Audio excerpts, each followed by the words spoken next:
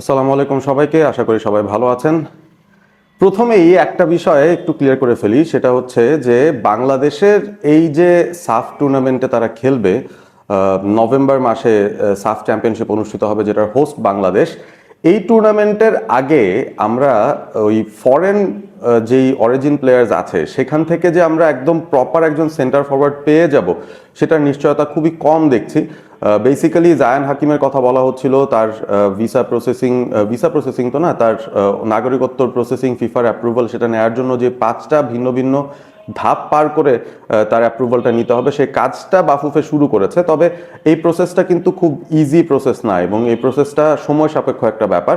তো সেই জায়গাটায় আমার কাছে মনে হয় যে জায়ান হাকিমকে যে অনেকে চিন্তা করছেন যে তিনি নভেম্বর উইন্ডোর আগেই বাংলাদেশ দলের সঙ্গে যুক্ত হয়ে যাবেন সাফ টুর্নামেন্টে, তিনি হয়তো বাংলাদেশের লাইনটাকে লিড করবেন, সেটার পসিবিলিটি আমি খুবই কম দেখছি। সুতরাং বাংলাদেশের এক্সিস্টিং যেই ক্যাপাসিটি রয়েছে, এক্সিস্টিং যে ফরওয়ার্ড লাইনটা রয়েছে, সেই জায়গাটা নিয়েই বাংলাদেশকে মোস্ট লাইকলি সাফের এই চ্যাম্পিয়নশিপটায় খেলতে নামতে হবে, এবং সেটা নিয়েই থমাস ডুলিকে নিশ্চয়ই প্ল্যানটা করতে হবে। সো এইটা একটা বিষয় গেল। এবং স্ট্রাইকার পজিশনের জন্য আরও একজন কন্টেন্ডার যাকে নিয়ে বারবার আলোচনা হচ্ছে, ওই সুলিভান ব্রাদার্সদের মধ্যে যিনি আছেন, রোনান সুলিভান, যিনি বাংলাদেশের আন্ডার-20 সাফ চ্যাম্পিয়নশিপ জিততে বিরাট বড় একটা ভূমিকা রেখেছিলেন।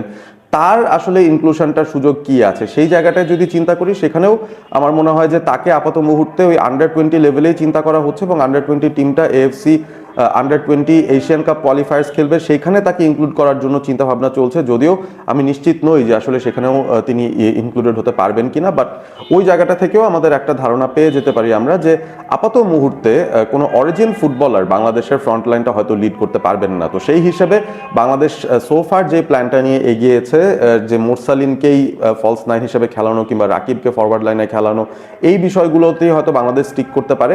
আর সেপ্টেম্বরে বাংলাদেশের জন্য সবচেয়ে বড় বুস্টটা হবে যদি সেপ্টেম্বর উইন্ডোতে ফারহান আলী ওয়াহিদকে বাংলাদেশ দলে ইন্টিগ্রেট করানোর সুযোগটা তৈরি করা যায়, কারণ তার মোটামুটি কাজকর্ম মোস্ট লাইকলি কমপ্লিট আছে, এবং তিনি যেহেতু বাংলাদেশে খেলতে রাজি হয়েছেন, সেপ্টেম্বর উইন্ডোতে তাকে হয়তো আমরা বাংলাদেশ ন্যাশনাল টিমের সঙ্গে যুক্ত হতে দেখতে পারি।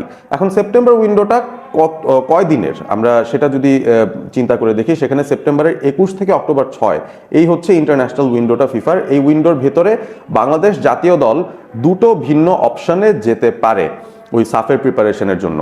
এক নম্বর অপশনটা হচ্ছে কিরগিজস্তান, তারা কিন্তু বাংলাদেশকে একটা ত্রিদেশীয় টুর্নামেন্ট খেলার জন্য ইনভাইট করেছে তাদের দেশে, এবং কিরগিজস্তানে বাংলাদেশ যদি যায় সেটা একটা ট্রাইনেশন টুর্নামেন্ট হবে। থার্ড টিমটা কে হবে সেটা আমরা নিশ্চিত নই, তবে কিরগিজস্তান নিজেরাই কিন্তু 106 নাম্বার র্যাঙ্কড টিম, যেখানে বাংলাদেশ 181 নাম্বার র্যাঙ্কিংয়ে আছে। সো বাংলাদেশের থেকে অনেক বেটার কোয়ালিটির একটা টিম তারা বাংলাদেশকে ইনভাইট করছে, এবং সেটার পেছনে আমি মোটামুটি নিশ্চিত যে বাংলাদেশের যে ওভারঅল ফুটবলের হাইপটা, ওয়ার্ল্ড কাপেও সবাই দেখেছে বাংলাদেশের উন্মাদনাটা কেমন ছিল, ফুটবল নিয়ে বাংলাদেশের ক্রেজটা কেমন আছে, এবং সেই সাথে the Hamza effect that is also taking into a big factor, যে কারণে স্যান মেরিনের মতো দলও বাংলাদেশকে ইনভাইট করে, এবং কিরগিজস্তানও এখন বাংলাদেশকে ইনভাইট করছে। এর আগেও কিরগিজস্তান বাংলাদেশকে ইনভাইট করেছিল একটা ত্রিদেশীয় টুর্নামেন্টের জন্য, সেটা 2021 সালে।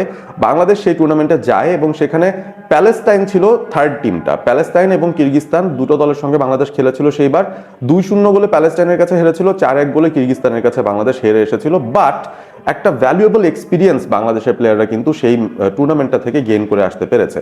এখন সাফের প্রস্তুতির জন্য যদি আমরা চিন্তা করি, সেই জায়গাটায় কোন ধরনের টুর্নামেন্টে বাংলাদেশ খেলতে গেলে তাদের জন্য বেটার হবে, এখানেও কিন্তু বেশ কিছু ফ্যাক্টর আমাদের মাথায় রাখতে হবে। এক, থমাস ডুলি আসলে কোন স্কোয়াডটাকে পাচ্ছেন সেপ্টেম্বর উইন্ডোতে, বা এই সেপ্টেম্বর উইন্ডোর এই টিমটার উপরে ডিপেন্ড করেই কি তিনি নভেম্বরের প্রিপারেশনটা নেওয়া শুরু করবেন কিনা, সেটা 1 নম্বর পয়েন্ট।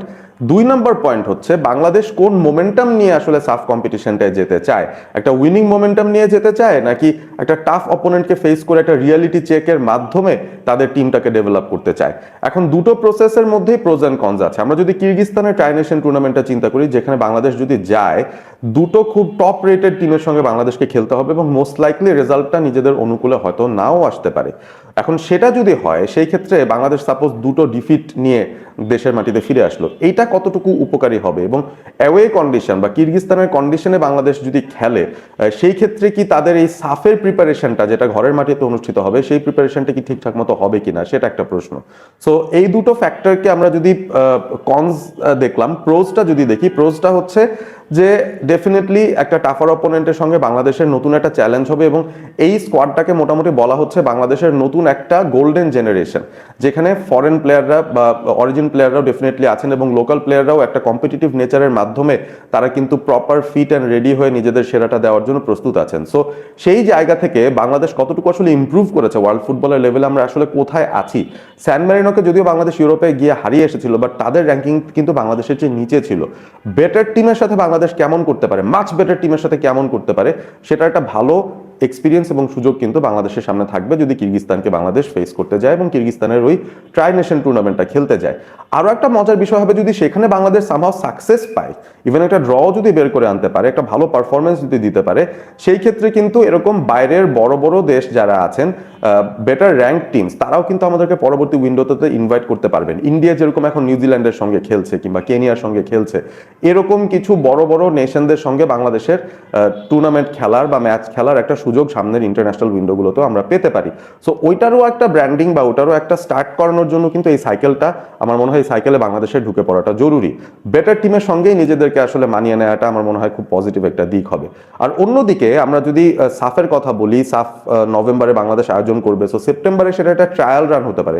বাংলাদেশ একটা 4 দেশীয় টুর্নামেন্ট যদি আয়োজন করে, সেই ক্ষেত্রে হতে পারে সেখানে হয়তো সাউথ এশিয়ার টিমগুলোকে বাংলাদেশ ইনভাইট করলো, হয়তো ভুটান, নেপাল তো এখনো তাদের ফিফা ব্যানটা নিয়ে টেনশনে আছে, প্রবলেমে আছে, শ্রীলঙ্কাকে বাংলাদেশ ইনভাইট করতে পারে। এবং সেখানে যদি একটা 4 দেশীয় টুর্নামেন্ট আমরা আয়োজন করি, ঘরের মাটিতে আমাদের প্রিপারেশনটা কেমন হবে বা ওভারঅল প্রোডাকশন প্রিপারেশন কেমন, আমাদের টিমের প্রিপারেশন কেমন, আমরা ফ্যাসিলিটিস কি দিতে পারছি, আমাদের ক্যাম্পটা কেমন হওয়া উচিত, ওইটার একটা প্রি রিকুইজিট কিন্তু হয়ে যেতে পারে, একটা ওয়ার্ম আপ হয়ে যেতে পারে। সো ওইটাও কিন্তু একটা পজিটিভ। প্লাস আমরা যদি বেশ কিছু ম্যাচ জিতে যাই, তাহলে একটা পজিটিভ মোমেন্টাম নিয়ে আমরা ওই নভেম্বরে সাফ চ্যাম্পিয়নশিপটা যেতে পারবো on a winning streak, on a winning momentum.